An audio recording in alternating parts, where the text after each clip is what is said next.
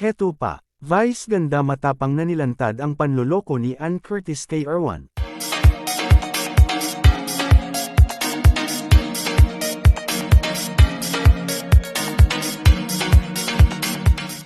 Isang matinding revelasyon ang ibinahagi ni Vice ganda kamakailan.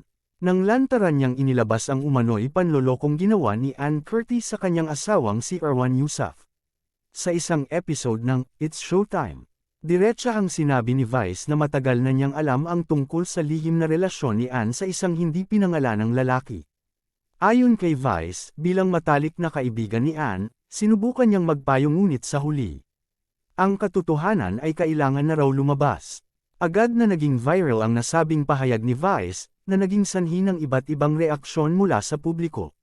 Mariin namang itinanggi ni Ann ang mga alegasyon at sinabing hindi ito totoo. Si Erwan, sa kabilang banda, ay nananatiling tahimik tungkol sa issue.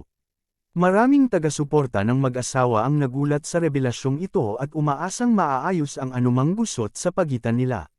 Samantala, patuloy na umaasa ang publiko na maglalabas ng opisyal na pahayag ang kampo ni Ann at Erwan. And this are chika for today mga ka-showbiz, sana nag-enjoy kayo. Don't forget to like, share, subscribe and click the notification bell for more updates.